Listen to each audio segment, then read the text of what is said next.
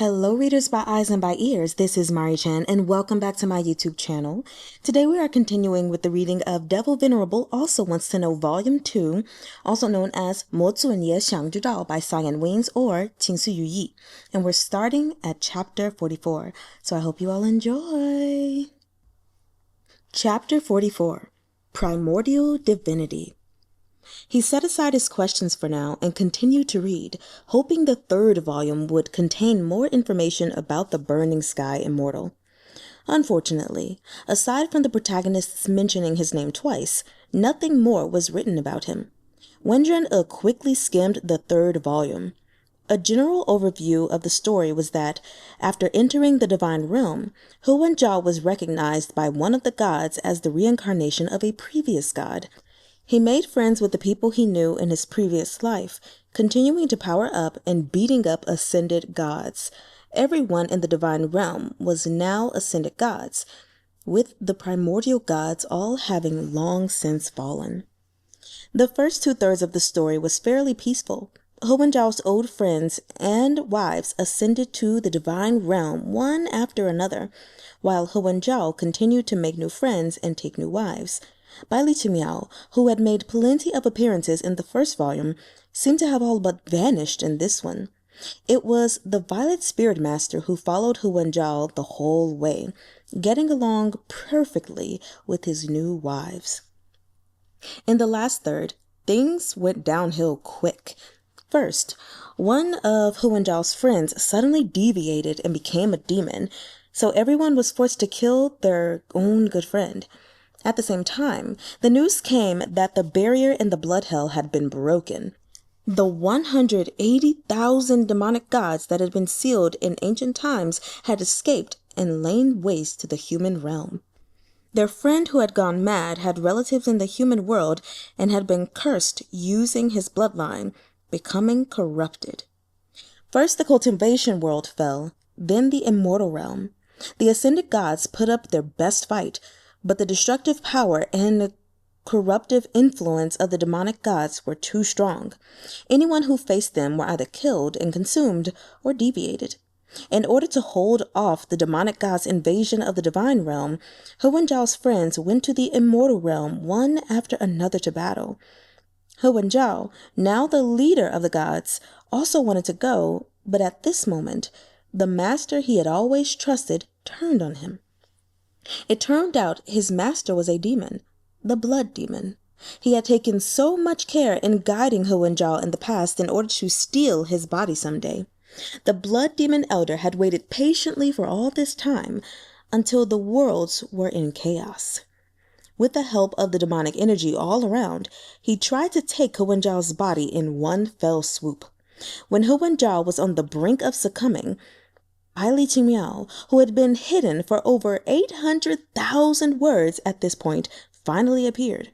In order to protect Wenzhao, she formed a soul bond with him. They joined forces to fight the blood demon elder once and for all. But Baili Qingmiao had been heavily injured by the blood demon elder. When she died, Wenzhao, whose soul was bound to hers, should have followed. But Baili Qingmiao had done something at the moment before her death to protect him, so that he survived while she didn't. After Baili Qingmiao died, as Wenzhao sat there weeping, the cosmos shifted and the three worlds crumbled. The human, immortal, and divine realms all became one. Most of the lives in the three worlds and the ascended gods were wiped out in an instant. It was only now that they realized that Baili Qingmiao, in her past life, had been the last primordial god, born with the heaven and earth. She had managed disasters, sending cataclysms to the human world, balancing the overpopulation of life and maintaining the equilibrium of creation and destruction. Such was Baili Qingmiao's purpose. She had already obtained her divine nature in the human world and could ascend, but because of her love for Wenzhao, she had given it up. Without Baili Qingmiao controlling it, the divine nature had begun indiscriminately unleashing disasters. Because of the hate and blame of countless mortals, it was tainted by evil, eventually releasing the 180,000 demonic gods of the blood hell. Even so, Baili Qingmiao was still connected to the divine nature. Her existence maintained the order of the three realms. The instant she died for Wenzhao and the last primordial god in existence fell, the divine nature broke free of all restraints. Following its original nature, it wanted to return the cosmos to chaos. It merged the three realms, using the demonic gods to absorb all the energy in the realms, aiming to transform the demonic energy into primordial chaos and return all existence to nothingness. After understanding everything, Wenzhao led all his wives and friends into battle. In the end, they all died, and even all the demonic gods were consumed. After the death of his last wife, the Violet Spirit Master, Wenzhao was the only one left in the world. He stood in front of the ruined imperial temple, gazing at his surroundings filled with devastation. Alone, he charged into the mass of demonic energy which was being transformed into primordial chaos.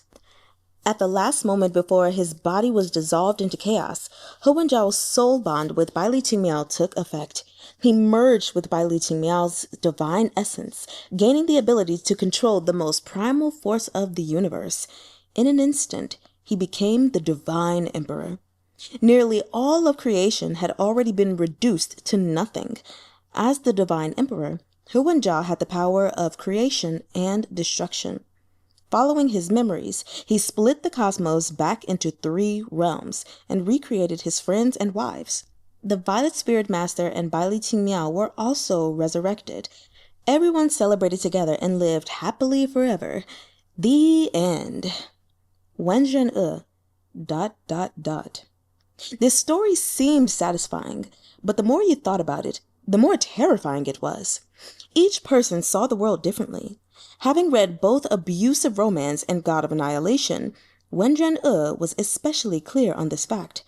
Wenzhao's memories of his friends and the three realms couldn't possibly be the real realms and his real friends. If, at the conclusion, Wenzhao had chosen to accept everything and allowed the merged world to recreate itself and give birth to new life, it would have been a new start. But was this world that he had resurrected from his memories a happy ending, or Wenzhao dreaming for uncountable eons, alone aside from his fantasies? Was his choice the beginning of a world or the end of one? Wenren E wasn't the only one with these doubts. Even the readers of God of Annihilation questioned this ending. I don't care how many girls the MC gets. I'll follow as long as the plot's good and the MC is strong and kicks ass. But this conclusion, are you sure it's a happy ending? Flipping to the cover and reading the words God of Annihilation, then flipping back to the conclusion, I gotta chill. Not gonna beat around the bush here. I like harems. I like watching the MC get all the girls. But I prefer the wives to be real people, not imaginary. Even if Wenzhao has the power to create life, isn't he just creating his fantasies? I've been thinking about the ending for a long time. Is it incomplete?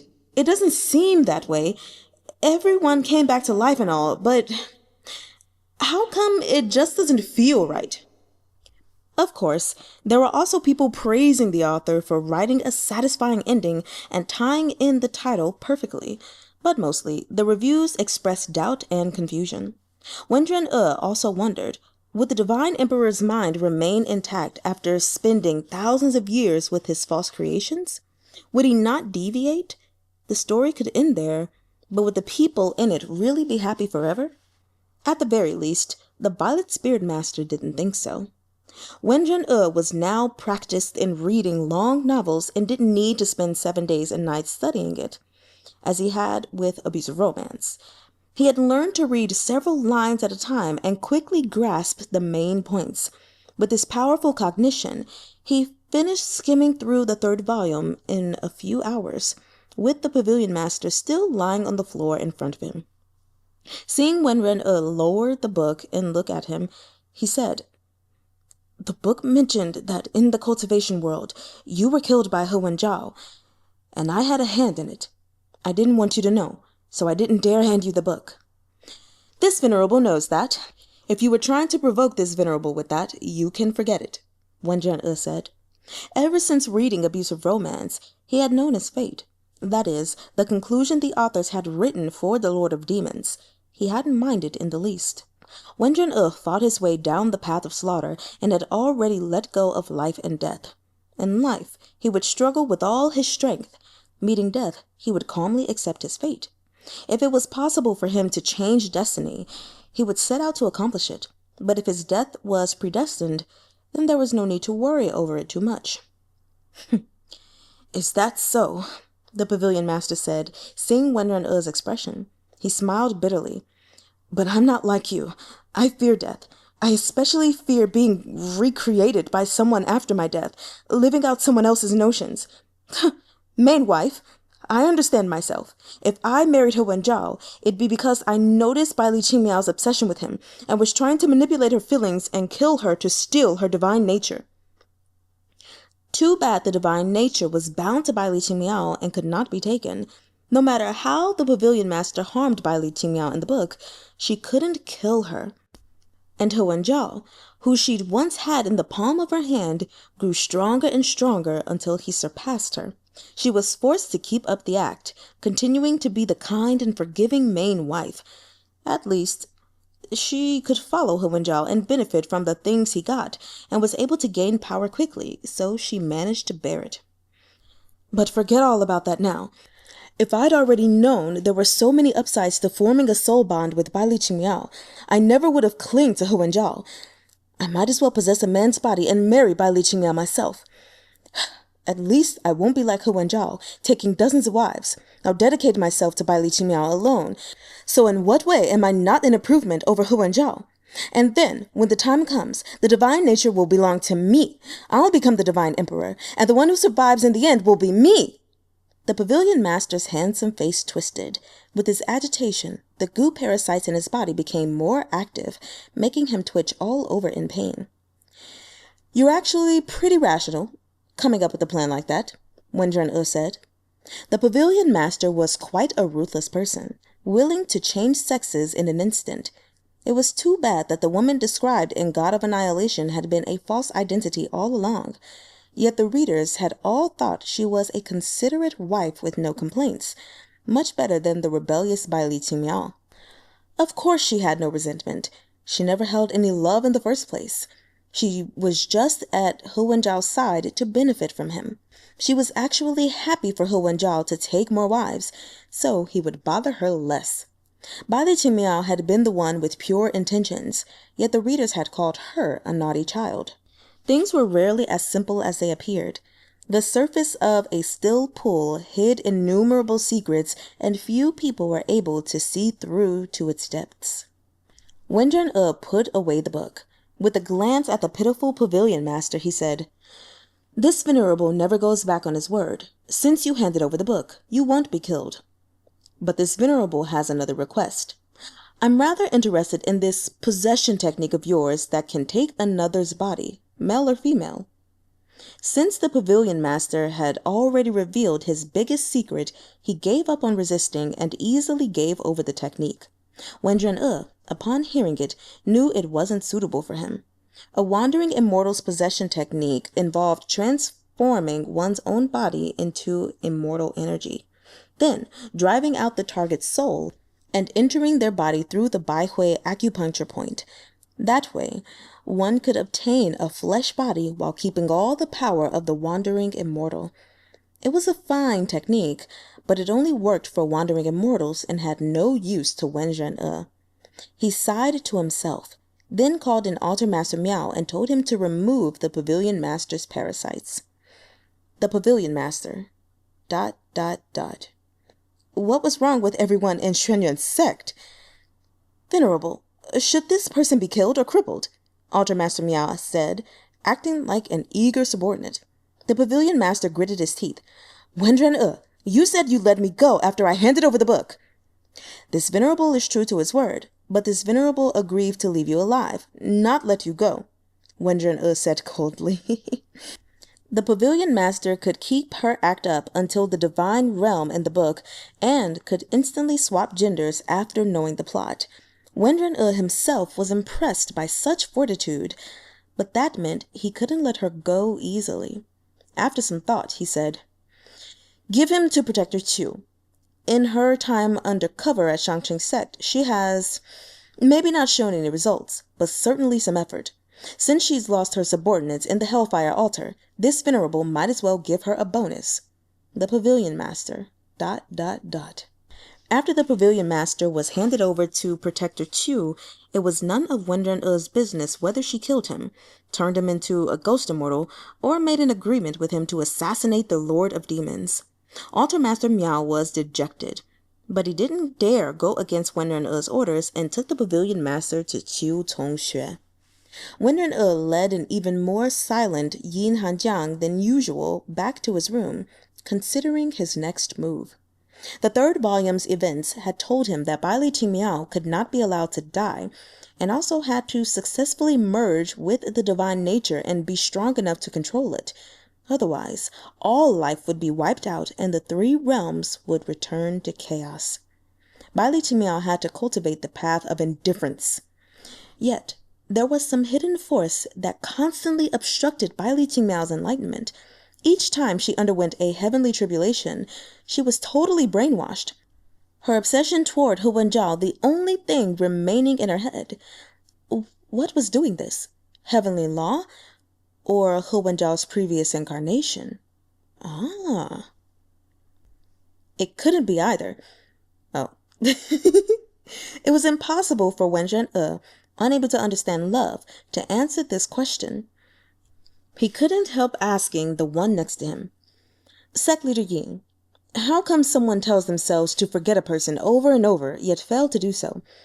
How can they resolve to do so every time, yet keep making the same mistakes? Keep being trapped again? He was just asking a casual question. After all, Yin Hanjiang didn't understand love either. He didn't have any expectations for a response, yet Yin Hanjiang answered, "They themselves don't want to forget." Wenren E turned around in surprise, seeing Yin Hanjiang's gaze focused on him. As their eyes met, Yin Hanjiang pressed his lips together. "This subordinate..." "You're right, Sect Leader Yin," Wenren E said with a clap of his hands. "You reminded me." The only one who could control Baili Qingmiao was she herself. The divine nature had always been part of her, and after separating from the primordial goddess, it retained its own consciousness. It was born of the cosmos and shared its nature, and could use the power unleashed by heavenly tribulations to affect Baili Qingmiao's mind, forcibly filling her with love toward Wenzhao. The nature of the cosmos was emotionless and without love, and the primordial goddess had been the same. If all of Baili Qingmiao's affection was focused on one man, there was no way she would be able to merge with the divine nature. At the end of abusive romance, Baili Qingmiao had already obtained the divine nature, yet suddenly thoughts like, "Shishong doesn't want me to kill. The sect taught me to consider the common people," appeared in her head.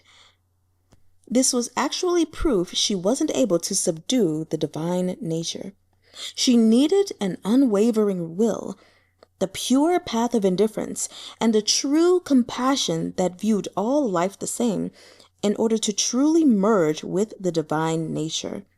Baili Qingmiao had tried to forcefully take it in before she was ready and failed, thus bringing about everything that had happened next. No one was affecting her. The one holding Baili Qingmiao back had always been herself. Or it could be said that it was the cosmos. Baili Qingmiao must cultivate the path of indifference. If she couldn't merge with the divine nature, it was better to kill her immediately, not letting her form a soul bond with anyone. Better the cosmos be recreated than the conclusion of the book come to pass, where a single person dreamt up a world, alone.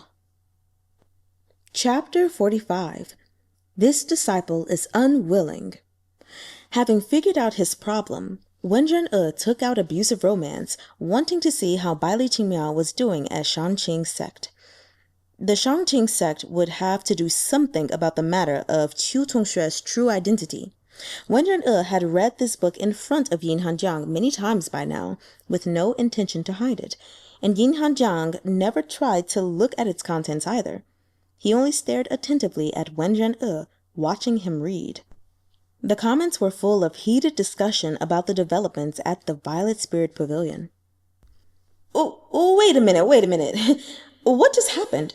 The male lead's wife, the big female villain, is now a man and wants to marry the MC? Author, what are you thinking? Who knows? But this story's hits have been shooting straight up, and it's already in the top rankings. Let's discuss whether or not the Violet Spirit Master is still the same person. What if he hurts the MC in the original story because he loved her and wanted her to see what a scumbag Wenzhao is? I don't think he's the original Pavilion Master. Maybe something happened. The original Pavilion Master died and this guy replaced her. He treats her with love and care, leading to all the badass love interests fighting over her. I'm excited just thinking about it. Wake up, previous poster. The true badass Wenren didn't approve. He infiltrated the pavilion, slapped the Pavilion Master down, and wrecked half of the true Yin Mountain. My God, the Demon Lord is so cool. This book feels like a roller coaster right now. 1 minute, I'm touched by the Pavilion Master wanting to marry the MC. The next page, Wenren is carrying his body like a dead dog. You can't get attached to characters here. If you feel something for them, the next moment they'll betray your expectations. Exactly.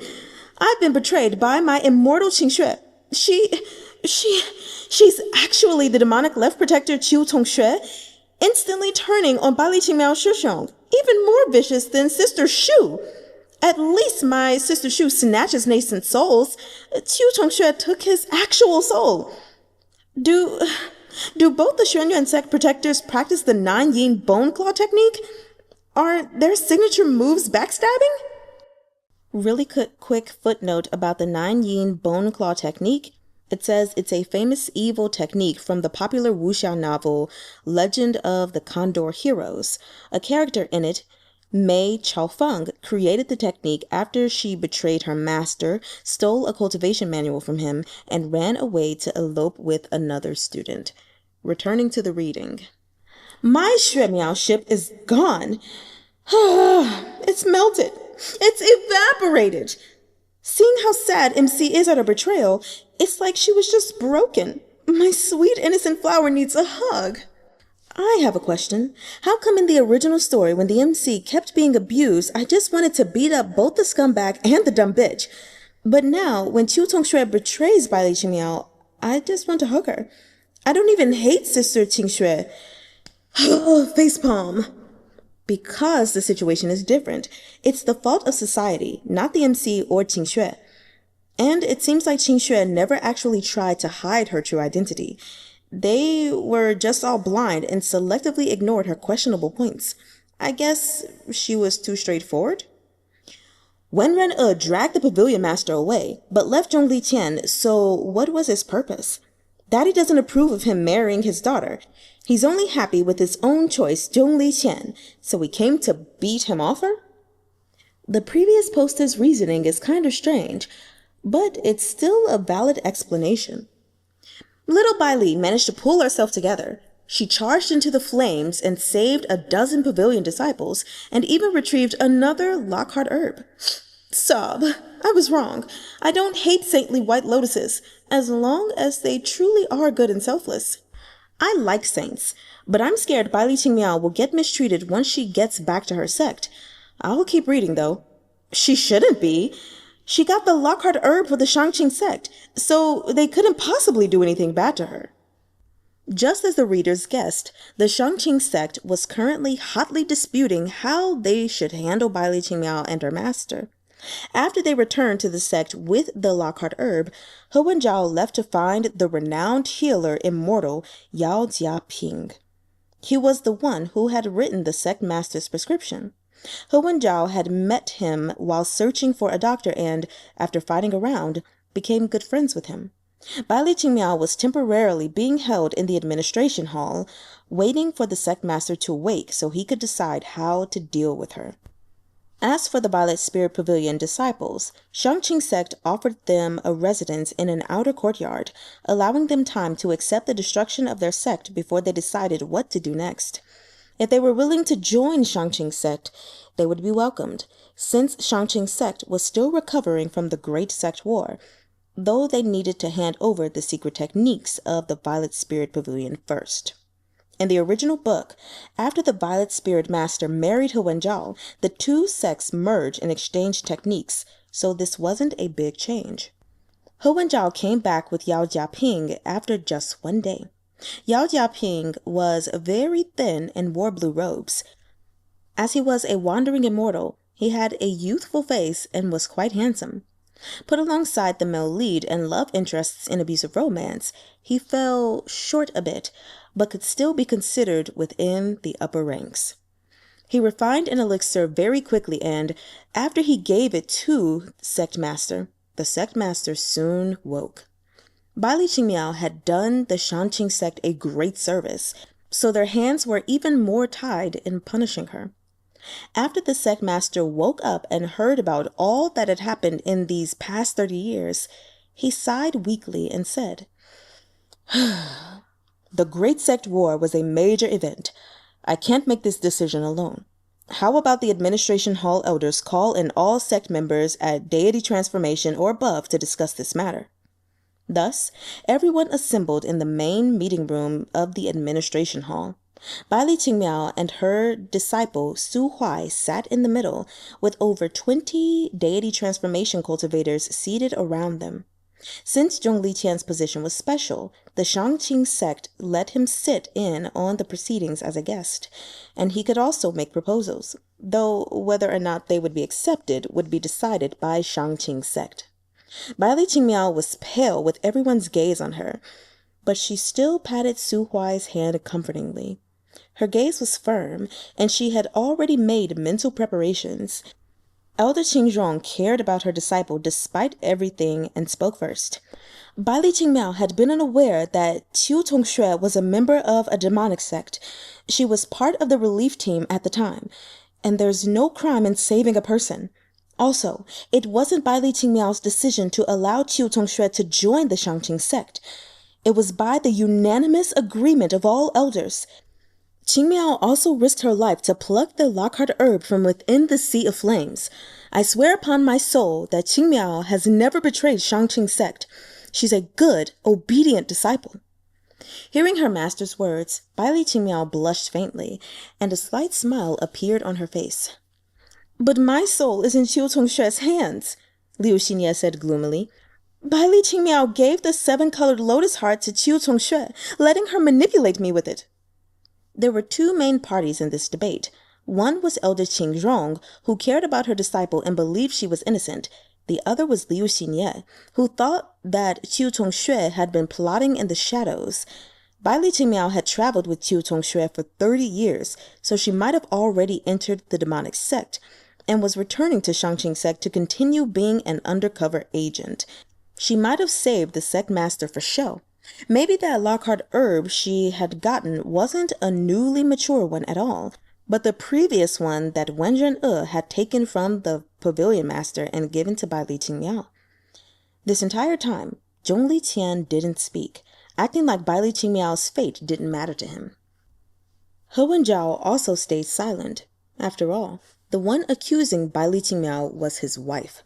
He gazed at Baili Qingmiao's pale face, but his Shimei never looked at him once. Finally, he couldn't bear it anymore. Ignoring Liu Xinye's pleading gaze, he came forward and stood by Baili Qingmiao's side. "Master, martial uncles, fellow cultivators, Wenzhao remembers all you have said, so I hope everyone will be willing to listen to a few of my words." Wenzhao had gained a solid position at Shang-Qing sect over these past 30 years. Though he was a junior, his cultivation was higher than many of his elders, so his words held much weight. With everyone's gaze on him, he said, "There is no doubt that Baili Shimei obtained the Lockhart herb. This proves her loyalty to the sect. What everyone's debating is whether during her 30 years of travel, she came under Tsong-shoo's control. This is also easy to answer. To repay her life debt to Baili Shimei, Tsong-shoo gave her a token. All we need to do is have Baili Shimei call over Tsong-shoo while we set up a trap for her. That way, we can break Liu Xinye's spirit vow. as well as strike a blow against the demonic sect protector. His idea could save Baili Qingmiao and also free Liu Xinye from danger, so for him and Shangqing sect, it would be considered killing two birds with one stone. The sect elders discussed amongst each other and found nothing wrong with it, while Liu Xinye also had no reason to object. This isn't gonna go well. Based off the chapter title. Baili Qingmiao, are you willing? Said the administration hall elder Qing-yeh. Baili Qingmiao, under everyone's gaze, stood up. She got to her knees, placed both hands against the ground, and bowed her head deeply. This disciple is unwilling. Why? Elder Qingzhong and Wenzhao cried at the same time. When she found out that Xiu Tongxue was a demonic cultivator, she was clearly heartbroken to be tricked. Baili Qingmiao had hit her head too hard against the floor, and when she looked up, there was a red spot on her forehead. She shook her head. After coming to Shangqing sect, Master Qingxue never did anything to harm the sect. The Shangqing sect had sustained heavy losses in the Great Sect War, and its position as the leader of the righteous sects was shaky. When word spread that a wandering immortal had joined as a guest elder, the other sects stopped challenging our position, allowing us 30 years of recovery. During our 30 years of travel, Master Qingxue exposed the Nanguo clan using evil arts to raise their heirs. The disciples of Biluo Valley capturing innocent ghosts to refine near-immortal artifacts, a Buddhist sect kidnapping women to cultivate the way of the Buddha of Joy, and various other matters. I have followed Master Qingxue for those 30 years and witnessed each and everything with my own eyes, remembering them in my heart. She may be a demonic cultivator, but she has never deceived me. She has never said she was of the righteous path. It was I who stubbornly tried to save everyone. It's true that the righteous and demonic paths cannot coexist peacefully, and if conflict starts again, and we find ourselves on opposite sides of the battlefield, I will show no hesitation. But when it comes to using Master Qingxue's debt of gratitude, using her trust toward me to harm her, Baili Qingmiao is unwilling. She looked directly at the elders seated above her, her gaze unwavering. I have not committed a crime by being friends with a person. Causing my Shuxiong to get injured at Master Qingxue's hands and allowing the demonic sects to have control over Liu Shujie's spirit vow were crimes, and I am willing to accept any and all punishment for them. Her back was straight, and it seemed her tiny shoulders could hold up the weight of the world. Zhongli Qian clapped softly. Addressing the crowd, he said, Miss Baili has my deepest admiration. I will not plead for mercy for her, and I will not stand in the way of her decision. He spoke no more, and it seemed Baili Qingmiao's life was of no matter to him. But everyone knew Baili Qingmiao was connected to the crane-haired wanderer with a heart-linking parasite. There was no way he would let Baili Qingmiao die if things really came down to it. Shimei! Wenzhao fell to his knees and grabbed Baili Qingmiao by her shoulders. Why are you being so foolish? Don't touch my master! Su Huai brought out a thin iron rod. The moment Wenzhao saw it, he felt an ache in some part of his body and quickly let go of Baili Qingmiao. Liu Xinye was furious to see Wenzhao touch Baili Qingmiao right in front of her. With a dark look on her face, she shrieked, Baili Qingmiao has been brainwashed by the demonic sect. This disciple hopes the elders will decide in her favor. Shangqing sect was in a difficult position. With Zhongli Qian there, they couldn't easily punish Baili Qingmiao.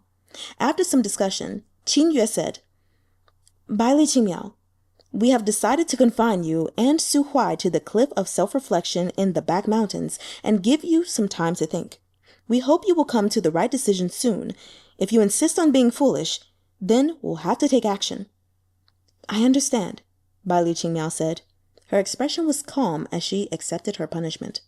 She and Su Huai were confined to the forbidden ground in the back mountains, placed under house arrest like in the original story. Originally, it was because the Violet Spirit Master, wanting to marry Wenzhao, had said that Baili Qingmiao was surrounded by disasters and had to be locked up, or she would endanger the entire sect. The Shangqing sect hadn't believed her, assuming she was just jealous of Baili Qingmiao's relationship with Wenzhao.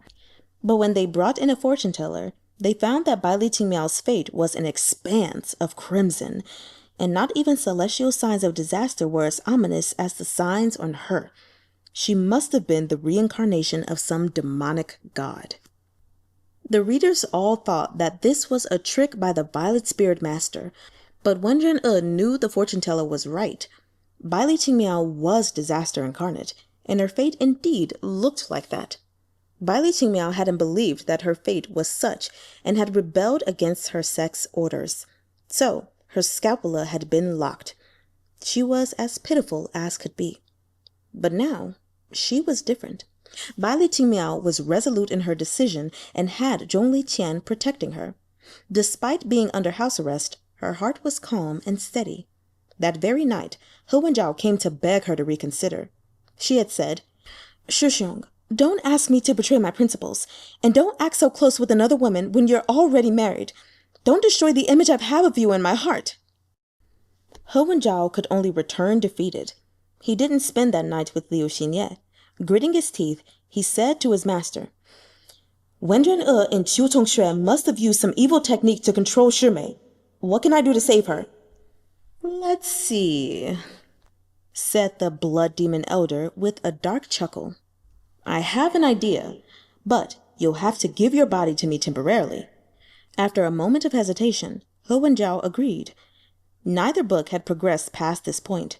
Both books were written from their protagonist's point of view, so God of Annihilation would be deliberately leaving out what the demon blood elder was doing right now, in order to raise suspense. After finishing reading the revisions, Wenren E faintly got a bad feeling. He had 3 books in his possession and could check on the progression of the plot at any time, but now that Wenzhao was taking action against him, the book was leaving it out. Wenren E was aware that the book couldn't show everything. What could be included in it was only the tip of the iceberg.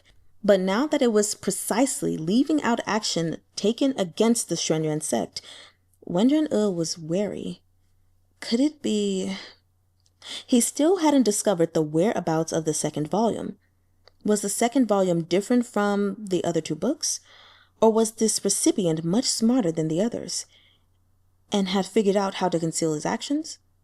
Wenren E flipped through all the revised portions. One person's name hadn't shown up at all.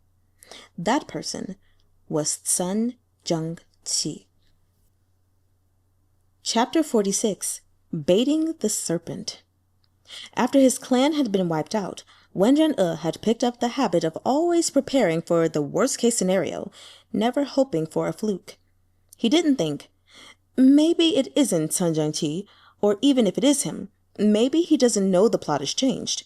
He only cared for the worst possible outcome. He knew that the Violet Spirit Master hadn't known who obtained the first and second volumes. Similarly, the holder of the second volume wouldn't know about Baili Qingmiao's connection to the divine nature. With the 2 volumes he had, he could assume the second volume told of the events after Wenzhao and Baili Qingmiao ascended to the immortal realm. In the first volume, Wenzhao's friends also ascended one after another. The most likely pieces of information for the second volume's possessor to know were Wenren E's death from the summary of the previous volume, and the fact that the second volume's main villain was the Burning Sky Immortal. After obtaining the book, Zhung-chee had 2 choices. One was to accept Wenzhao as the protagonist and follow him faithfully to ride his coattails. The second was to reject him and wait for a good time to steal his opportunities and become the strongest.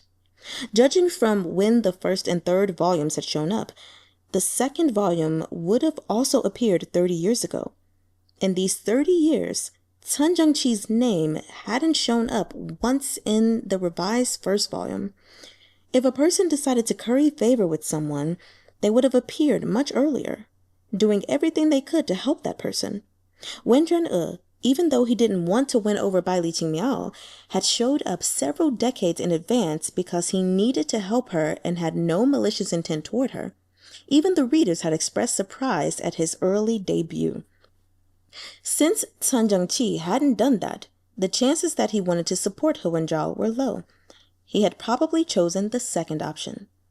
He must be a person with ambition and brains. So what would he be doing now? Wenren wasn't a particularly ambitious person and didn't really understand the thoughts of his subordinates in Xuanyuan sect. But he could ask. Zhong-chee was a man, so none of the altar masters could be trusted. Out of the sect protectors, Qingmiao didn't need to be considered, and Shu Yanyan had been killed by Wenzhao and Zhong-chee in the book, so there was no way she could be him. Call over the right protector, Wenren said. Hanjiang sent a message talisman, and soon Shu Yanyan rushed into the main hall.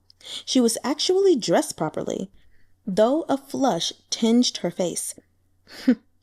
She must have just been cultivating. Protector Shu, this Venerable can't figure something out and needs your help, Wenren said. Ask away, Shu Yanyan said humbly. This subordinate will say all that she knows. Let's say one day you obtained a divine book which foretold the future, Wenren said. In it, it said, without a doubt, that Wenren would die and you would become the new master of Xuanyuan sect. Afterwards, you would ascend to the immortal realm and become someone's subordinate, helping him kill the ruler of the immortal realm. With this book, you can predict the future. How would you act? Shu Yanyan, ... Her heart beat wildly. Was her lordship asking this because he knew she wanted to assassinate him at the right opportunity, become the lord of demons, then ascend with her subordinates and lay low in the immortal realm until she had the chance to kill the leader of the immortals?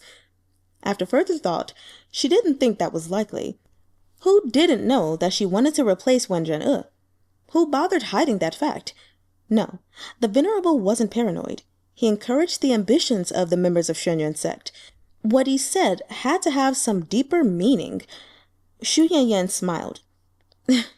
This Venerable is telling a joke. If this subordinate really obtained such a book, she wouldn't let the Venerable die. The Venerable's powers are great, so this subordinate couldn't bear to kill him. If she could...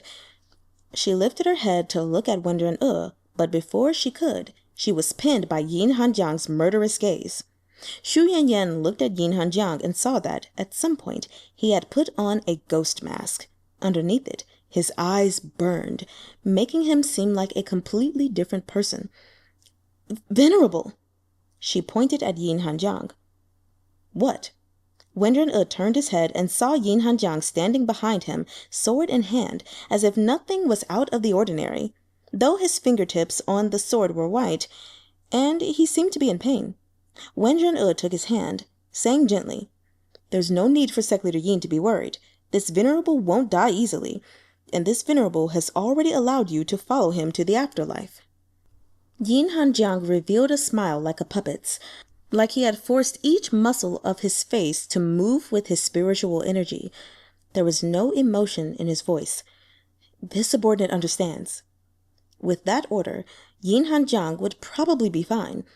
Wenren nodded and turned back to Shu Yanyan. Shu Yanyan, ... No way. Venerable, Hanjiang doesn't look like he has any intention of obeying your orders. He has his mask back on. He looks like he's going to commit murder. Shu Yanyan had been part of a demonic sect for years, previously having followed the old sect master. She had seen all sorts of demonic cultivators, but she had never witnessed anyone like Hanjiang, who looked like he had crawled out of the pits of hell. She was near the peak of Mahayana, yet was being intimidated into backing away by a mere void boundary cultivator. Hanjiang's power wasn't reasonable. Protector Shu, Wenren said, impatience in his voice. He was still waiting for her answer. Shu Yanyan calmed her heart. She felt like there was no right answer here. If she lied and flattered Wenren he would be annoyed. If she told the truth, she got the feeling that right now she couldn't take Hanjiang in a fight. Trapped between them, Shu Yanyan finally answered. If it were the other protector or one of the altar masters, they would probably use their foreknowledge and stay hidden for the proper time to kill the Venerable and eliminate opposition. In the immortal realm, they would probably kill the immortal lord as well as the person they were following, stealing both their opportunities and ascending to godhood. But that's what other people would do. If it were this subordinate, I would give the book to you and never let you meet with any danger. Looking at Yin Hanjiang's mask, she said, This subordinate is forever loyal to the Venerable. Finally, Yin Hanjiang slowly took off the mask. He cocked his head at her, and her face gradually pulled into a smile. Shu Yanyan, ... She suddenly thought that the Venerable had to live a nice long life. If he were to really die, probably no one would be able to control this rabid beast, Yin Hanjiang. With Shu Yanyan's answer, Wenren E now sufficiently understood Sun Zhong-chee's plan. First, join forces with the Blood Demon Elder and kill Wenren E, taking control of Xuanyuan sect. Second, gather information on the Burning Sky Immortal and kill him. All the while, act loyal to Wenzhao while waiting for a chance to strike. Third, kill Wenzhao. Since he was acting in the shadows, they might as well use his own tricks against him and put on an act to lure him out of hiding. Having made his decision, Wenren E said to Shu Yanyan, Call the left protector and the altar masters to the main hall. This Venerable needs to discuss something with them. Also, about that question. What question? Shu Yanyan said blankly. The one you just asked me? You answered well, Wenren E said with a slight smile. The right protector was efficient and got everyone assembled at the main hall in less than 2 hours. The last time everyone had been gathered like this, it was for the sect entering seclusion, and the time before that, it was for the Great Sect War. Everyone wondered what important matter it was now. Wenren E swept his gaze over the crowd. Aside from Tsong-sheen, looking timid, everyone was full of schemes, coveting the position of sect master. Qingmiao was the one who hid it the least. I believe everyone already knows that a disciple has caught the Venerable's eye, Baili Qingmiao of Shangqing sect, Wenren E said. She has particularly high aptitudes, so this Venerable wants to raise her to be his opponent. She's very valuable to me. But now, because of Protector Qiu, she has been condemned by Shangqing sect. This Venerable fears the disciple he's chosen will have her spiritual root destroyed by Shangqing sect, so wants to hear everyone's ideas. Qingmiao wanted to speak, but Shu Yanyan pulled her back. She transmitted, I know you have no brains, but just listen to me this once, and don't say anything. Qingmiao stared blankly at her, and with her hesitation, Altar Master Zhen got to speak first. Shangqing sect is weakened, so we can just pressure them to hand over Baili Qingmiao, said Altar Master Zhen. This Venerable fears they will refuse. They can't be allowed to harm the my disciple. Shu Yanyan? ? She wasn't hearing things, right? Had the Venerable just shown some concern toward Baili Qingmiao and those words? No, he was purposefully giving people the impression that he had developed feelings for Baili Qingmiao and was trying to hide it. He was using Baili Qingmiao as bait. She clamped her mouth shut, not daring to say a word. You can make her a ghost cultivator, Tsong-shoo offered helpfully. This Venerable doesn't want her the least bit harmed, Wenren E said with a glare at her.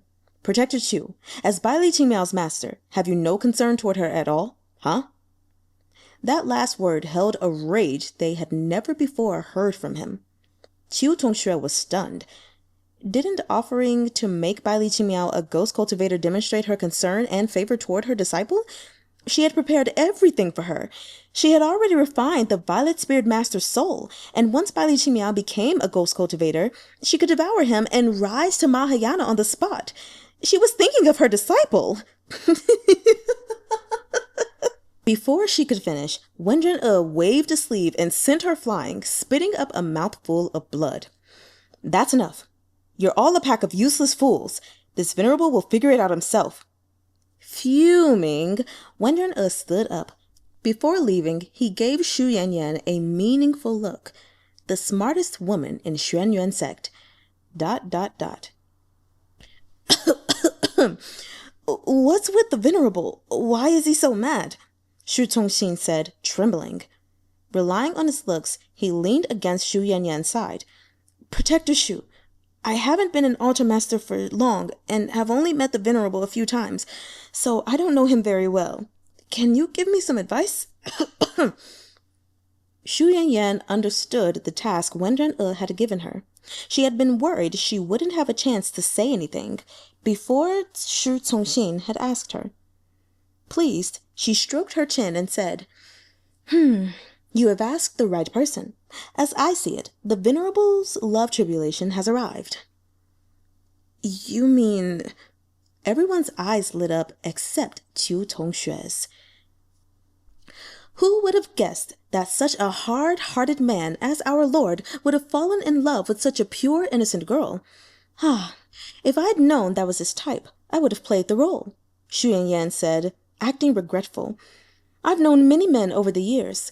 When it comes to someone like Wenren E, whose heart has never moved in centuries and who's oblivious to romance, once he does encounter love, he'll fall head over heels in a heartbeat. If it were me he liked, he would really be willing to die for me. Who does he like? Qiu Tsong-shue finally got back to her feet. Xu Yanyan's smile vanished the instant she saw her.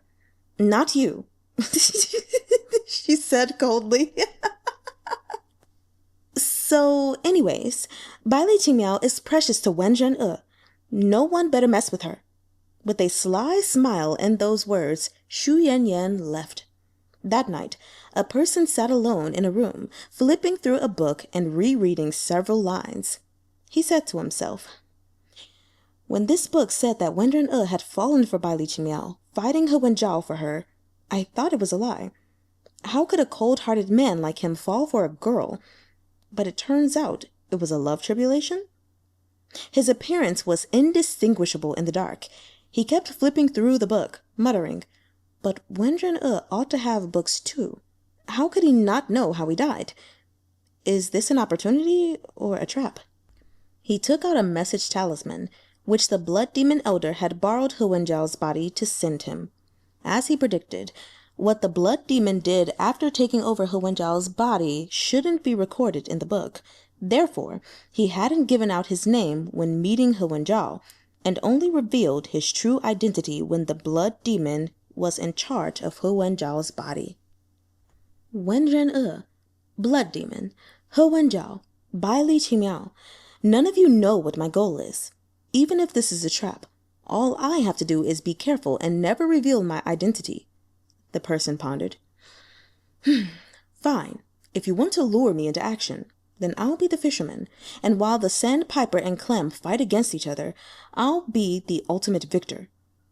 In the wavering lamplight, that person made his decision and sent his message to the blood demon. Really quick footnote about him, or this mystery person, saying, I'll be the fisherman, and while the sandpiper and clam fight amongst each other, I'll be the ultimate victor. This is a fable. While the sandpiper and clam fight each other, the fisherman catches them both. Okay, now returning to the reading. When Wenren E returned to his room after yelling at everyone, Hanjiang said, If the Venerable wishes to save Baili Qingmiao, then this subordinate is willing to charge into Shang-Qing's sect and risk his life for her. Hearing his words, Wenren E paused, looking at Hanjiang's dedicated expression that said he was willing to die for his Venerable, just like the fourth male lead who had quietly stood guard at Baili Qingmiao's side. Wenren E worked his mouth, unsure how he should explain to Hanjiang. He didn't let Hanjiang read abusive romance because the story was only halfway revised. The latter half was still the same as the original book, recording Wenren E risking his life for Baili Qingmiao over and over, treating her tenderly, and at last sacrificing himself for her. Wenren E didn't like reading it himself. He absolutely could not let Hanjiang see it. In both abusive romance and God of Annihilation, Wenren E's death at the end hadn't yet been revised. Wenren E was not certain he could defy heaven and change destiny. He couldn't promise Hanjiang he wouldn't die. After some thought, he only said, Baili Qingmiao is important, but not just to this Venerable. She's important to the entirety of the three realms, so this Venerable is helping her. Hanjiang half kneeled in front of Wenren E, quietly listening. This Venerable doesn't wish to hide anything from you. It's possible that there's someone out there who knows more than I. He's acting in the shadows, so this Venerable intends to lure him out. Those words out there were half-truths, but mostly they were a show for his benefit. As for whether or not it'll work, this Venerable can't say. Hanjiang worked up the courage to grab Wenren E's hand. He said in a tone of forced calm, "Is this Venerable in any danger?" "I'm uncertain." Wenren E shook his head. "The enemy is not necessarily weaker than I, and I also need to use this opportunity to get rid of a threat." "The Venerable will not die," Hanjiang said stubbornly. "This subordinate will not allow him to." Who knows? Humans make plans, but heaven decides whether or not they succeed. Wenren E sighed. After all, the blood arts weren't without weaknesses. Hanjiang looked at his expression and felt the army-crushing sword jerk in his grasp. He clenched it tight, hiding the vicious look in his eyes. Chapter 47. Deception. "What is this?" Wenzhao said furiously, holding a message talisman. It had shown up in his room at some point. The Shang-Qing sect had already strengthened their defenses, hearing that Wenren E had long since been interested in Baili Qingmiao and afraid he would show up to take her. Despite having been married to Liu Xinye for many years, Wenzhao's heart was still on his little Shimei. Also, as he continued to gain strength, he came to believe that there was nothing wrong with the man taking 3 or 4 wives. The leader of the Nangua clan was a Mahayana cultivator with a horde of wives, who he all treated lovingly, and who helped him manage his estate. Wenzhao was currently the youngest void boundary cultivator in the cultivation world, and was sure to rise to Mahayana in the future, so he very well could take multiple wives. In Wenzhao's heart, the position of his true wife was reserved for Baili Qingmiao. He had always seen her as his wife, so when he had heard that Wenren E liked her, he saw red. Thinking back to the events on True-Yin Mountain, Wenren E had asked Baili Qingmiao to leave with him. Fortunately, Shimei had refused. Wenzhao found it unbearable that someone so powerful wanted his Shimei. "Master," he asked, "how can I get rid of this scum of the cultivation world?" "Let's see." The blood demon elder chuckled in his mind. "Hasn't your sect master just woken up? Let me use your body to tell him something." "Why should I give you my body?" Wenzhao felt reluctant. Every time he let his master use his body, he would have a blank patch in his memories, and had no way of knowing what his master did. This made him uncomfortable, and he started having misgivings toward his master. "Because I suspect Wenren E placed the goo parasite in you at True-Yin Mountain, and might now be able to hear your thoughts," said the blood demon elder. "Best that I use your body, and you distance yourself from this matter for a time. If this plan fails, we'll be unable to overcome Wenren E. When he kidnaps your little Shimei, he'll have all the evil sorcery in the world to cast on her. A single spell could make her forget you forever." Wenzhao hesitated for a few more moments, then gritted his teeth and said, "Fine. I'll let you have my body for the next few days." The revisions of God of Annihilation stopped there, though abusive romance continued on a little further, recording how Wenzhao had paid a visit to Baili Qingmiao. Baili Qingmiao had felt that something was off about him, but when she was about to ask, he knocked her unconscious. Su Huai seemed to have also been knocked unconscious. The readers of abusive romance were all asking what had just happened. Had Liu Xinye taken Wenzhao's appearance to harm Baili Qingmiao? The comments were full of discussions and questions. Wenren E knew, though, that Wenzhao was likely possessed by the blood demon. He had no knowledge of his actions. Odd. Zhung-chee should know that Wenzhao was the protagonist, so it made sense that he wanted to possess him. But why did he want to knock out Baili Qingmiao? Wenren E had thought that turning Zhung-chee's attention toward Baili Qingmiao would focus more of the plot into abusive romance, so he could use it to monitor the situation. How did Zhung-chee think of Baili Qingmiao? Something was off about the situation. A chessboard appeared before Wenren E. He set down 2 white pieces, and the board suddenly changed unpredictably. Black had now, without its knowledge, been surrounded by white. God of Annihilation had 3 volumes. It wasn't difficult for Zhong-chee to figure out that he had the first volume, but Abusive Romance had only 1 volume, and he had been the first to get it. The only other who knew of it was Hanjiang, who would never let information leak. When-rehn held 2 black pieces and closed his eyes, considering how best to place them down in order to turn the tables. Zhong-chee, When-rehn, Blood Demon, Wenzhao, Burning Sky Immortal. His eyes flew open, and he placed the pieces down decisively. The circumstances changed in an instant. He smiled slightly. No matter who he was facing, he could counter 1,000 plans with one of his own. 2 months later, Altar Master Yuan received a message from a disciple walking outside and rushed to meet with Wenren. "Venerable, this is bad," he said frantically. "Our message carriers have heard a rumor in the cultivation world that in the past 2 months, 17 body unity and above cultivators of the righteous sects and cultivation clans have been killed. One of them was at Mahayana. They all died of... The message carriers had a special organization in Xuanyuan sect, managed by the main hall master. They posed as wandering cultivators, sometimes becoming guests of the cultivation clans, tasked with uncovering information about the cultivation world. "How did they die?" Wenren asked calmly. They were all dissolved into blood and absorbed." Altar Master Yuan took a fearful glance at Wenren and backed away a few steps. "The Shangqing sect has shared comprehensive records of the battle against the blood demon 10,000 years ago, spreading word that blood cultivators have to absorb other cultivators' souls to gain power, and were sure to become demons. If people are dying this way, then it means the coming of a demon." "Shut your mouth!" Hanjiang, standing behind Wenren kicked Altar Master Yuan over and pointed his sword at his throat. Most people in Xuanyuan sect knew by now that Wenren had become a blood cultivator. Things had remained peaceful because no one knew a blood cultivator's cultivation methods.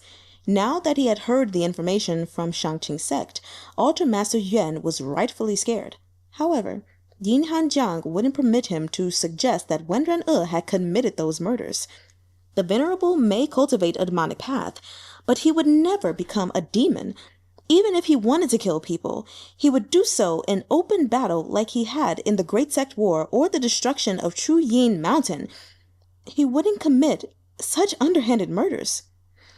"No need to be angry, Sect Leader Yin," Wenren said. "Altar Master Yuan is just reporting things as they are." Hanjiang stiffly withdrew his sword. Wenren clapped his hands. "What a masterful move. Instantly, they've put this Venerable in an impossible situation." The blood demon had used Wenzhao's body to assassinate experts of the righteous sects. In doing so, he could increase his own power and at the same time lead Shangqing sect to spread knowledge of blood cultivation, making people think that Wenren had caused these 17 deaths. After the news was out, the righteous sects and cultivation clans would start making plans to kill him. The people of Xuanyuan sect would be thrown into a panic. Few people would be willing to take on the entire cultivation world for Wenren and many would backstab him. At the same time, after absorbing the 17 cultivators, the blood demon's power had probably returned to the peak of Mahayana. He had isolated Wenren while uniting the righteous sects and cultivation clans against him. He even managed to use Wenren as a shield while increasing his own power. All the while, he had avoided showing up in the revisions, making his moves in the shadows. It was truly a masterful plan. Altar Master Yuan got to his feet and backed away a few more steps. Only after putting some distance between him and Wenren did he say, "Venerable, I hear they're planning to act against you. What should we do?" "We?" Wenren raised an eyebrow. "At this moment, the Xuanyuan sect is still willing to fight alongside this Venerable?" "Naturally. We're completely loyal to the Venerable. Even if he were to consume us to increase his power, we have no complaints," Altar Master Yuan said, backing away. "Listen to that," Wenren said with a smile to Hanjiang. "If this Venerable really led this bunch to battle, I'd probably find a knife in my back. This Venerable doesn't need them, Hanjiang said.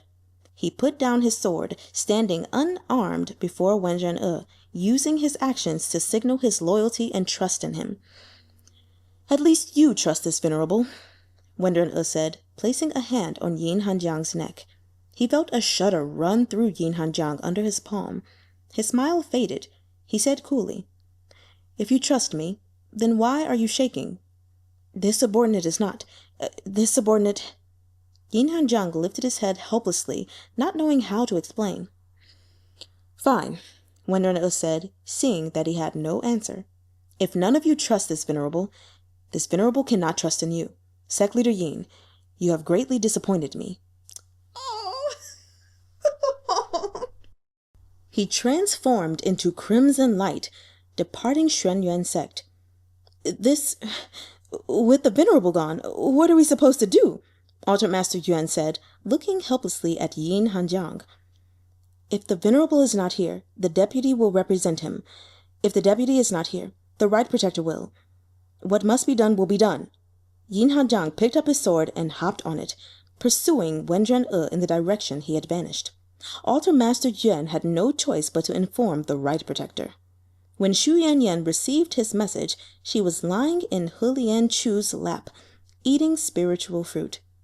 Hulian Chu heard the message together with her. Protector, would the Venerable really consume people's souls? Hulian Chu said, looking fearful as he held Shu Yanyan tighter. Shu Yanyan shoved him off. If you're not scared, quit acting. If he wanted to consume you, you think you could escape? Flushing, Hulian Chu said, Isn't this subordinate taking the chance to get closer to the Protector? Protector, do you think he's someone who would secretly consume people? In this subordinate's eyes, he doesn't seem like that. Why? Shu Yanyan said. 30 years ago, when the Venerable returned after the Great Sect War, he possessed this subordinate's body. Do you still remember that? Didn't you not like bringing this up? Shu Yanyan said with interest. Wenren E had possessed Hulian Chu, causing Shu Yanyan to not immediately realize that he had returned, exposing her ambitions in front of him. Hulian Chu had lost his position and been ignored by Shu Yanyan for years. After studying literature for 30 years and memorizing a few poems, he had finally regained her favor. This situation's different now, Hulian Chu said. Anyway, when this subordinate was possessed, the Venerable could have destroyed my soul at any time, yet he didn't. I feel that he's not the type to kill someone secretly. If he wanted to consume someone's soul, he would probably send them a message declaring his intentions, then defeat them in open combat. He wouldn't act in the shadows. You've gotten smarter after reading books. Shu Yanyan stroked his cheek. Her smile gradually faded, and she said seriously, If even you think so, then probably no one with a brain will be fooled. After putting her clothes on properly, she headed to the main hall to take over management of the sect. Everyone else had received Altar Master Yuan's message and soon assembled there. The first to arrive was Protector Qiu. Upon seeing Shu Yanyan, she said, I don't believe it. Even if I used my pinky toe to think, I'd know it wasn't Wenren E who did it. Nice. Shu Yanyan smiled brilliantly. She pointed at Tsong-shoo-eh, saying to Hulian Chu, See, even people without brains don't buy it. Tsong-shoo-eh, ... Hulian Chu, ... After everyone arrived, Shu Yanyan said, I know many people have doubts right now, likely someone to use this as an opportunity to cause trouble. But I urge everyone to be patient. Even if you want to take Wenren E's position, we should wait until we confirm our information. Everyone still remembers the punishment they got last time, right? Personally, this protector doesn't wish to get punished again so soon. Remembering his punishment, Altar Master Zhen shuddered. He spoke out first. Whoever wants to backstab can go ahead, but I don't dare to. The other Altar Masters also successively declined. At that moment, a message talisman flew into the hall, sent from a message carrier. Altar Master Yuan opened it and played it for everyone to hear. According to intel, Baili Qingmiao has been captured by the blood demon and taken to the blood hell, currently in mortal danger. An image was attached to the message, which Altar Master Yuan displayed. A scene appeared in the air. Baili Qingmiao and Su Huai were dangled above the sea of the blood hell, both unconscious. From time to time, the spray from the sea would land on them. The blood hell was the seal that the primordial gods had worked together to create, and it contained the primordial chaos energy of the cosmos. It looked to be a sea of crimson water, but it was actually the reflection of primordial chaos energy. Every drop of water contained terrifying power. The 180,000 demonic gods ceaselessly attacked the seal, and over the centuries, the demonic energy had fused with the primordial chaos, becoming a corrosive power that could consume everything. A drop of blood fell on Baili Qingmiao's leg, and instantly, half of the flesh on her leg rotted. The pain shocked her awake. Looking around, she found she was no longer in the mountains of Shang-Qing's sect. The sea kicked up a spray again, and Baili Qingmiao hugged Su Huai to her chest, sending out her silk to block the droplets. However, her power was no match for the blood hell's water, and the moonlit frost silk instantly disintegrated. With her bonded weapon destroyed, Baili Qingmiao's dantian was injured, and she spat up a mouthful of blood, holding Su Huai in her arms. She fainted again. Despicable! Seeing the scene, Tsong-shoo-eh didn't think about who had set the trap. She transformed into a spring breeze and flew off, evidently to the blood hell. Oh my, how heartless, Yanyan said, rubbing her temples. Since that idiot wants to throw away her life, I better go stop her. Dragging Helian Chu, she set off in pursuit, leaving the altar masters staring at each other. They had no plans to go help, and without understanding the situation, they didn't dare to act. After a bit of discussion, Altar Master Yuan said, "Why don't we all manage our own territories for now and observe the situation? After the dust settles, we can figure out who's the new sect master." Really quickly, I just want to say I'm suspicious of Altar Master Yuan just because he's the one that's been bringing this information. Okay, that's it. Thinking it over, they all found it reasonable. Even if they wanted to cause chaos, this wasn't the time for it. Plus, this had occurred too suddenly, so it was probably a ploy. None of them wanted to be used, so they might as well copy Altar Master Zhen and turtle up. After everyone departed, a lone figure came to the Xuanyuan sect's forbidden grounds, the location of the sect's only immortal artifact, the burning sky drum. Wenren E has been lured away. Hanjiang has followed him, and Protectors Chu and Shu are also gone. The timing is perfect for me to take control of the burning sky drum. The person took out a book. It was God of Annihilation, Volume 2. He flipped to a certain page in the back. It read, "The Burning Sky Immortal was actually the Xuanyuan sect left protector Yin Hanjiang. After sustaining mortal injuries in the cultivation world, a remaining fragment of his soul hid within the burning sky drum, slowly regaining its strength. The burning sky drum was an abandoned weapon of the immortal lord. He eventually found it in the cultivation world and wanted to take it back to refine it anew, but he was devoured by Yin Hanjiang, who had now become one with it. Taking over his body, Yin Hanjiang became the sky-burning immortal. He was still loyal to Wenren E and was filled with hatred toward Wenzhao and his people. In the cultivation world, he had secretly harmed Baili Qingmiao and Wenzhao countless times. At first, he had not yet absorbed the immortal lord's soul and could only send his underlings against them.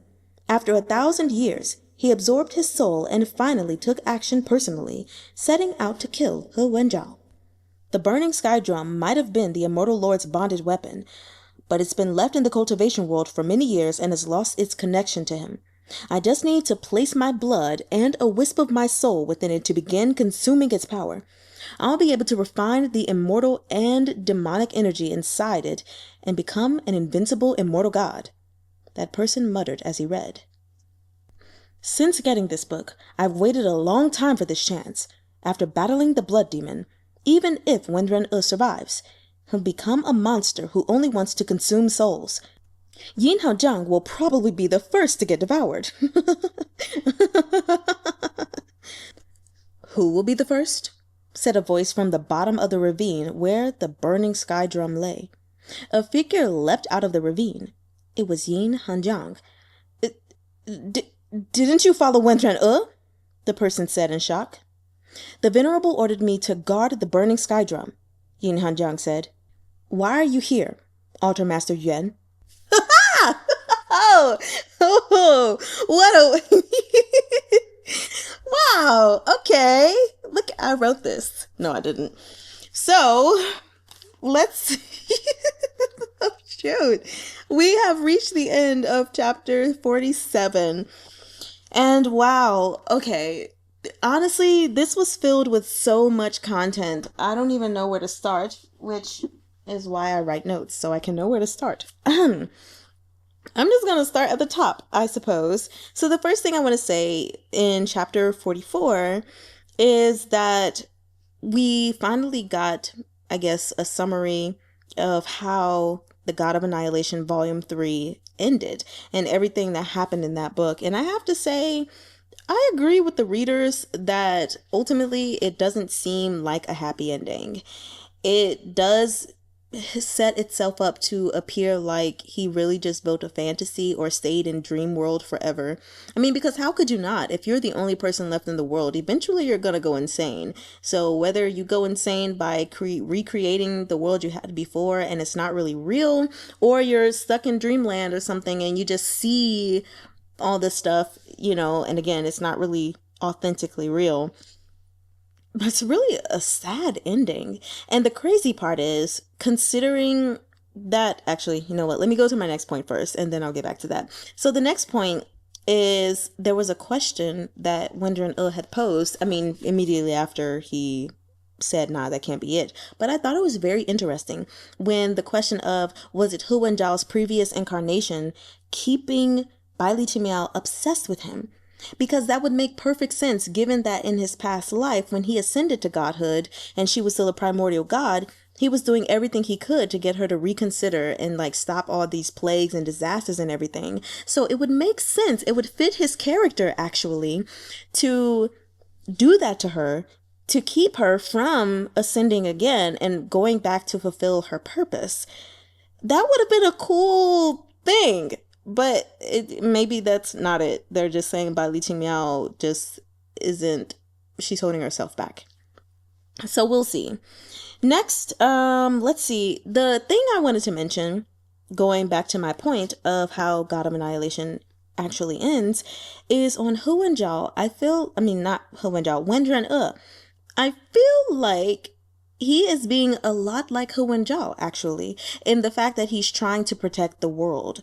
Hu Wenzhao didn't necessarily know that, the world is going to be annihilated. He just knew that the world was suffering over and over and over. And yeah, it could potentially lead to annihilation. And in his past life, he was really trying to get Baili Qingmiao to not cause these disasters.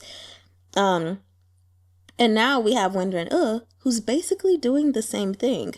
But he's with Baili Qingmiao before she ascends. So he's trying to take many preventative measures to keep all of that craziness from happening. So I just thought it was cool that now Hu Wenzhao is so worried about himself and other things, and yeah, still the well-being of the world, but not necessarily saving it. And that seems to have been thrust upon Wenren E. Next, I'm going to chapter 45 to discuss things, which sometimes I forget to section off my notes and what chapters they're in. But anyway, Elder Qingzhong. I am grateful for her in calling out the elders / the decision makers of Shangqing sect. Because absolutely, it's not like Baili Qingmiao brought Elder Qingxue / Tsong-shoo-eh to the sect and just had the right to make the call and the decisions and everything. This was a collective decision that you all made. You all were blind and or deceived. Okay? So yeah, Baili Qingmiao should definitely not face any serious consequences of her own. The other thing I'd like to mention is like, yeah, they spent 30 freaking years not even in the Shang-Qing sect. So what possibly could Tsong-shoo-eh have gained from being with Baili Qingmiao? Could Baili Qingmiao have shared things with her? Sure, I guess, maybe. But I just no. So she made a good point that, like, hey, she hasn't harmed anyone. She hasn't harmed me. In fact, she's done great things, beneficial things that we should be doing. So I loved that Baili Qingmiao pointed that out and was basically saying to Wenzhao's idea, like, hey, I am unwilling to go through with this idea because Tsong-shoo may be a demonic cultivator and we may not be able to be on the same side, which I still don't agree with, or coexist. I'm not finna do that to her. Which, let me just say, I disagree that righteous cultivators and demonic cultivators can't coexist, because they freaking did for 30 freaking years. Like, what do you call that? It was you and Qiu Tongshui and Zhongli Qian and Su Huai, but like for 30 freaking years, y'all were just fine. There was no enmity between you or anything like that. In fact, it was shown that Qiu Tongshui could do good things for the well-being of other humans. Whatever. Anyway, I skipped over a note, and that is Liu Xinye basically making her argument for why Baili Qingmiao should be punished. Honestly, I think her thing is null and void. I was just kind of like, shut up, girl. Just shut up. Because technically the only reason you were even in a position to have to owe Qiu Tongshui, number one, you decided to make that vow yourself. But number two, you were the one who forced yourself upon Wenzhao and got yourself in the position that you are in. Had you not done that, you would have never been in this predicament in the first place. Also, even though, yes, she did offer it to you, the 7-colored lotus was never something that had to be offered to you. Baili Qingmiao didn't have to give that to you. In fact, as her elder Qingrong had once suggested, she could have taken it for herself and increased her level in cultivation. So, like, I don't think that point is valid. And again, ma'am, you decided to make that vow to Qiu Tongshui. And your elder was there. If she truly didn't want you to do so, she could have told you, no, absolutely do not do it. We will find another way. So blaming that on Baili Qingmiao, I just feel is absolutely unfair. Did Baili Qingmiao give the lotus to her, to Qiu Tongshui? Yes. But your decision to accept the terms and stuff afterward, that was your decision. Okay. Now, going to go to the next thing. In a way, there are some things that are clearly changing, but it almost feels like even if things are happening differently in the book, they're still fostering the same result. And so with that being said, I'm almost kind of like, okay, so can fates really be changed or not here? Because it's like, okay, maybe you're not trying to get to destination A and you want to find destination B. But you read Route 1 and you're like, we don't want to take Route 1 because that gets us to Route A. So you take Route 2. But it's feeling like Route 2 is just going to take you to destination A as well instead of B. So I guess we'll keep seeing how things go there, because now I really feel like for sure at some point Wenren E is going to have to die. Can he come back? Hopefully. Or can he not die? I don't know. Anyway, we'll see. Now, going to chapter 46 notes. Oh. Really, one of the only thing I have to say about that chapter that was just so hilarious to me is when Wenzhao, why do I keep doing that? When Wenren set up the plan in front of all the altar masters, and then Qiu Tongshui was like, she could become a ghost cultivator, and Wenren was like, why aren't you thinking of your disciple? Do you want her to be harmed? Her whole little spout in her mind was like, I am thinking of my disciple. It was just like, ma'am, I think your version of thinking of your disciple as you are is just not meshing well with other people's thoughts. I mean, she's always been that way, suggesting things that make complete sense to her, but for other people, it's like, what? Or better yet, ... So I just found that funny, and it kind of reminded me a little bit of like Zhuge wanting to show his kindness and repay Shan Qingxue, and it's just kind of like, please stop repaying me, sir. Even though Baili Qingmiao wasn't experiencing any bad things, it's just like the ideas being mentioned. They're not exactly the same, but it kind of just reminded me of that. Like, please stop repaying me because your repayments suck.